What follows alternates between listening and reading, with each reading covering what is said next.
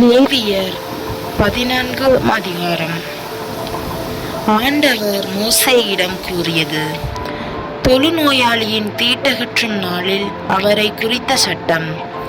அவர் குருவிடம் அழைத்து வரப்பட வேண்டும். குரு பாளையத்திற்கு வெளியே வந்து அவரை சோதித்து பார்க்க வேண்டும். தொழுநோயாளியின் நோய் குணமாயிற்று என குரு கண்டால், தீட்டு அகற்றப்பட இருப்போரை உயிருள்ள குறையற்ற 2 குருவிகளையும் 2 கேதுரு மரக்கட்டையையும் கருஞ்சிவப்பு நூலையும் ஈசோப்பையும் வாங்கி வருமாறு பணிப்பார். மண்பாண்டத்தில் ஊற்றிய ஊற்று நீரில் குருவி ஒன்றின் கழுத்தை அறுப்பார். உயிருள்ள குருவியையும் கேதுரு மரக்கட்டையையும் கருஞ்சிவப்பு நூலையும் ஈசோப்பையும் எடுத்து இவை அனைத்தையும் உயிருள்ள குருவியையும் ஊற்று நீரில் கழுத்தறுக்கப்பட்ட குருவியின் குருதியில் தோய்ப்பார். தொழுநோயால் ஏற்பட்ட தீட்டை அகற்றப்பட இருப்போரின் மீது 7 முறை தெளித்து அவரது தீட்டை அகற்றுமாறு உயிருள்ள குருவியை திறந்த வெளியில் விட்டுவிடுவார். தீட்டு அகற்றப்படுவோர் தம் உடையை துவைத்து தம் தலையை மலித்து நீராடியதும் தூய்மையாவார். பின்பு பாளையத்திற்கு சென்று 7 நாள் தம் கூடாரத்துக்கு வெளியே தங்கியிருப்பார். 7ஆம் நாளில் தம் தலை, தாடி, புருவம் மற்றும் ரோமம் அனைத்தையும் மழுங்க சிரைத்து தம் உடலை நன்கு கழுவி தூய்மையாவார். 8வது நாள் 1 வயது நிரம்பிய பழுதற்ற ஓர் ஆட்டையும் 2 கிடாய் குட்டிகளையும் 20 படி அளவில் 10ல் 3 பங்கு மாவை எண்ணெயில் பிசைந்து தயாரித்த உணவு படையலையும் ஆழாக்கு எண்ணெயையும் கொண்டு வர வேண்டும். தூய்மைப்படுத்தவிருக்கும் குரு தீட்டு அகற்றப்படவிருக்கும் மனிதரையும் பலி பொருட்களையும் சந்திப்பு கூடார வாயிலுக்கு கொண்டு வருவார். பின்னர் குரு ஆளாக்கு எண்ணெயையும் கிடாய் குட்டிகளில் ஒன்றையும் குற்றம் நீக்கும் பலியாக ஒப்படைப்பார். ஆண்டவர் திருமுன் ஆரத்தி பலியாக அவற்றை செலுத்துவார். பாவம் போக்கும் பலிக்கும் எரி பலிக்கும் உரியவற்றை வெட்டும் தூய இடத்தில் கிடா குட்டியையும் வெட்டுவார். இந்த குற்றப்பலி நீக்கும் பலி பாவம் போக்கும் பலி போன்று குருவுக்கு உரியது, ஏனெனில் அது மிகவும் தூய்மையானது. குற்றம் நீக்கும் பலியில் குருதியில் குரு சிறிது எடுத்து தீட்டு அகற்றப்படவிருப்போரின் வலக்காது மடல், வலக்கை பெருவிரல், வலக்கால் பெருவிரல் ஆகியவற்றின் மீது பூசுவார். பின்பு குரு அந்த ஆளாக்கு எண்ணெயில் சிறிது தண்ணீர் தன் இடக்கையில் ஊற்றி தன் வலக்கை விரலை அதில் தோய்த்து 7 முறை அந்த எண்ணெயை ஆண்டவர் திருமுன் தெளிப்பார். தன் கையில் எஞ்சியிருக்கும் எண்ணெயில் சிறிது எடுத்து தீட்டு அகற்றப்படவிருப்போரின் வலது காது மடல், வலக்கை பெருவிரல், வலக்கால் பெருவிரல் ஆகியவற்றில் முன்பு பூசிய குற்றப்பலி நீக்கும் பலிக்குருதியின் மீது அவர் பூசுவார். பின்னர் அவர் தம் கையில் எஞ்சியிருக்கும் எண்ணெயை தீட்டு அகற்றப்படவிருப்போரின் தலையில் தடவி அவருக்காக ஆண்டவர் திருமுன் கரை நீக்கம் செய்வார். பாவம் போக்கும் பலியை செலுத்தி தீட்டு அகற்றப்பட இருப்போருக்கு தீட்டு நீங்க கரை நீக்கம் செய்வார். பின்னர் எரிபலிக்குரியதை வெட்டுவார். எரிபலியையும் உணவு படையலையும் பலிபீடத்தில் படைப்பார். இவ்வாறு குரு கரை நீக்கம் செய்ய அந்த மனிதர் தூய்மையாவார். இவற்றை செலுத்த இயலாத ஏழையாய் இருந்தால் அவர் குற்றப்பலி நீக்கத்திற்கான ஆரத்தி பலியாகவும் குறை நீக்க பலியாகவும் 1 கிடாய் குட்டியையும் உணவு பலியாக 20 படி மாவில் மரக்காலில் 10ல் 1 பங்கு மாவை எண்ணெயில் பிசைந்து தயாரித்த உணவு படையலையும் ஆளாக்கு எண்ணெயையும் தம் நிலைமைக்கேற்ப 2 புறாக்களையோ புறா குஞ்சுகளையோ கொண்டு வர வேண்டும். ஒன்று பாவம் போக்கும் பலி, மற்றது எரிபலி. அவற்றை அவர் 8ஆம் நாளில் சந்திப்பு கூடார வாயிலில் ஆண்டவர் திருமுன் தம் தீட்டை அகற்றிக் கொள்வதற்காக கொண்டு வர வேண்டும். குற்றப்பலி நீக்கும் கிடாய்க்குட்டியையும் ஆளாக்கு எண்ணெயையும் குரு வாங்கி ஆண்டவர் திருமுன் ஆரத்தி பலியாக காட்டுவார். குற்றப்பலி நீக்கும் கிடாய்க்குட்டியை அடித்து அதன் இரத்தத்தில் சிறிது பிடித்து தீட்டு அகற்றப்படவிருப்போர் வலக்காது மடலிலும் வலக்கை பெருவிரலிலும் வலக்கால் பெருவிரலிலும் பூசுவார். பின்னர் அவர் தம் இடக்கையில் சிறிது எண்ணெய் ஊற்றி தம் வலக்கை விரலை அதில் தோய்த்து 7 முறை அந்த எண்ணெயை ஆண்டவர் திருமுன் தெளிப்பார். தம் கையில் எஞ்சியிருக்கும் எண்ணெயில் சிறிது எடுத்து தீட்டு அகற்றப்பட இருக்கிறவரின் வலக்காது மடல், வலக்கை பெருவிரல், வலக்கால் பெருவிரல் ஆகியவற்றில் முன்னர் பூசிய குற்றப்பலி நீக்கும் பலிக்குருதியின் மீது அவர் பூசுவார்.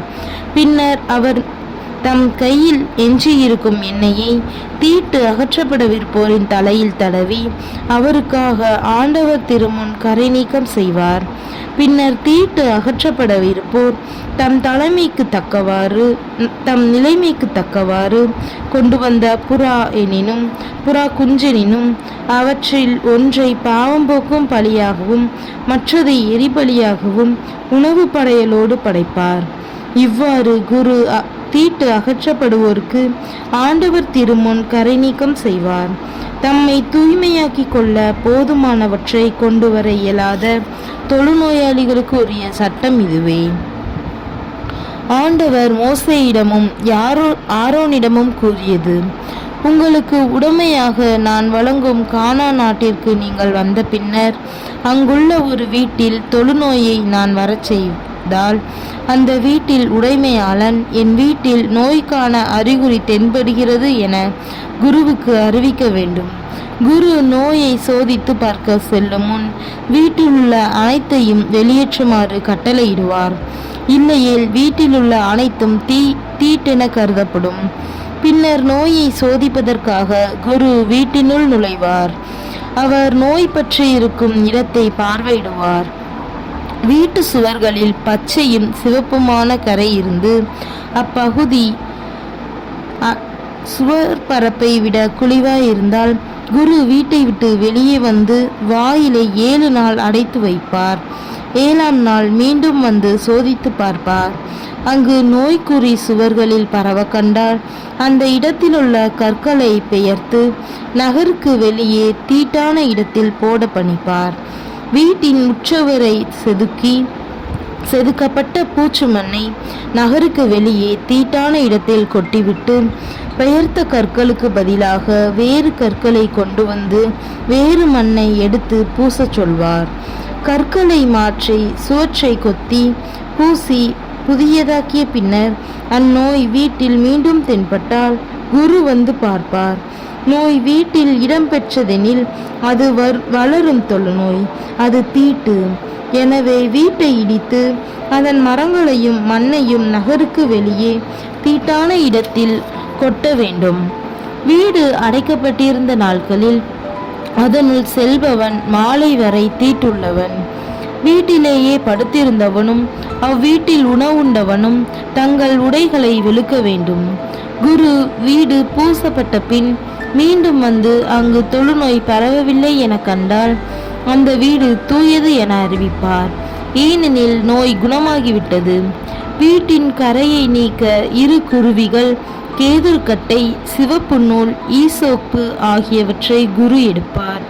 ஒரு குருவியை மண்பாண்டத்தில் உள்ள ஊற்று நீரில் கொள்வார். கேதுருக்கட்டையையும் ஈசோப்பையும் சிவப்பு நூலையும் உயிருள்ள குருவியையும் கொல்லப்பட்ட அக்குருவியின் குருதியிலும் ஊற்று நீரிலும் தோய்த்து வீட்டின் மேல் 7 தரம் தெளிப்பார். குருவியின் குருதி, ஊற்று நீர், உயிருள்ள குருவி, கேதுருக்கட்டை, ஈசோப்பு, சிவப்பு நூல் இவற்றால் கரை நீக்கம் செய்வார். உயிருள்ள குருவியை குடியிருப்புக்கு வெளியே மைதானத்தில் விட்டுவிட வேண்டும். இவ்வாறு வீட்டிற்கான கரை நீக்கம் செய்ததும் அது தூய்மையாகும். இது அனைத்தும் தொழுநோய்க்கும், சொறிக்கும், உடைப்பத்துக்கும், வீட்டு நோய்க்கும், வீக்கம், சிரங்கு, வெள்ளைமறு ஆகியவற்றுக்கான சட்டம். எப்போது தீட்டு எப்போது தூய்மை என முடிவு செய்வதற்குரிய தொழுநோய்க்கான சட்டமும் அதுவே. லேவியர் 15ஆம் அதிகாரம். ஆண்டவர் மோசேயிடமும் ஆரோனிடமும் கூறியது: இஸ்ரேல் மக்களுக்கு நீங்கள் கூற வேண்டியது: ஒருவனுக்கு விந்தொழுப்பு இருப்பின் உடலிலிருந்து மற்றொரு விந்து உடலிலிருந்து அது வெளிப்பட்டாலும் உடலுள் அடக்கி வைக்கப்பட்டாலும் அது அவனுக்கு தீட்டு. விந்து ஒழுக்கு உடையவன் படுக்கும் படுக்கை அனைத்தும் தீட்டு. அவன் அமரும் இருக்கை அனைத்தும் தீட்டே. அவன் படுக்கையை தேடுபவன் தம் உடலையை துளைத்து தண்ணீரில் முழுக வேண்டும். மாலை மட்டும் அவன் தீட்டுடையவன். விந்தொழுக்கு உடையவன் அமர்ந்தவற்றின் மீது அமர்பவனும் தன் உடையை துவைத்து தண்ணீரில் முழுக வேண்டும். மாலை மட்டும் அவன் தீட்டுடையவன். அவன் உடலை தொடுபவனும் தன் உடையை துவைத்து தண்ணீரில் முழுக வேண்டும். மாலை மட்டும் அவன் தீட்டுடையவன். அவன் தீட்டற்ற ஒருவன் மீது உமிழ்ந்தால் இவன் தன் உடைகளை துவைத்து தண்ணீரில் முழுக வேண்டும். மாலை மட்டும் அவன் தீட்டுடையவன். அவன் ஏறி பயணம் செய்பவை அனைத்தும் தீட்டு. அவன் அடியில் இருக்கும் எதையும் தொடுபவன் ஒவ்வொருவனும் மாலை மட்டும் தீட்டுடையவன். அதை சுமப்பவன் தன் உடைகளை துவைத்து தண்ணீரில் முழுக வேண்டும். மாலை மட்டும் அவன் தீட்டுடையவன். அவன் தன்னை தண்ணீரில் கழுவாதிருக்கையில் தன் கையால் எவனை தொட்டாலும் அவனும் தன் உடைகளை துவைத்து தண்ணீரில் முழுக வேண்டும். மாலை மட்டும் அவன் தீட்டுடையவன். அவன் தொடும் மண்பாண்டம் உடைக்கப்பட வேண்டும். மரக்கலம் தண்ணீரில் அலசப்பட வேண்டும். அவனது ஒழுக்கு நின்று தீட்டு அகன்றால் அவன் தன்னை தீட்டகற்ற 7 நாள் காத்திருக்க வேண்டும். பின்பு அவன் தன் உடையை துவைத்து தன் உடலை ஊற்று நீரில் கழுவியதும் அவனது தீட்டு அகலும். 8ஆம் நாள் 2 காட்டுப்புறாக்களை அல்லது புறா குஞ்சுகளை சந்திப்பு கூடார வாயிலில் ஆண்டவர் திருமுன் குருவிடம் கொடுக்க வேண்டும். குரு அவற்றில் ஒன்றை பாவம் போக்கும் பலியாகவும் மற்றதை எரிபலியாகவும் செலுத்தி அவனுக்காக ஆண்டவர் திருமுன் பாவக்கழுவாய் நிறைவேற்றுவார். விந்து கழிந்தவனும் தம் உடலை கழுவுவான். மாலை மட்டும் அவன் தீட்டுடையவன். விந்துபட்ட தோளும் உடையும் நீரால் கழுவப்பட வேண்டும். மாலை மட்டும் அவை தீட்டாயிருக்கும். அவனுடன் அவன் மனைவி படுத்திருந்தால் இருவரும் தண்ணீரில் முழுக வேண்டும். மாலை மட்டும் அவர்கள் தீட்டாயிருப்பர். மாத விளக்கில் இரத்த பெருக்குடைய பெண் 7 நாள் விளக்காயிருப்பாள். அவளை தொடுபவர் மாலை மட்டும் தீட்டாயிருப்பர். மாத விளக்கின் போது எதன் மீது படுக்கிறாளோ எவற்றின் மீது அமர்கிறாளோ அவை அனைத்தும் தீட்டே. அவள் படுக்கையை தொடுபவர் அனைவரும் தம் உடைகளை துவைத்து நீரில் முழுக வேண்டும். மாலை மட்டும் அவர்கள் தீட்டாயிருப்பர். அவள் அமரும் மனையை தொடுபவன் தன் உடைகளை துவைத்து தண்ணீரில் முழுக வேண்டும். மாலை மட்டும் அவன் தீட்டாயிருப்பான்.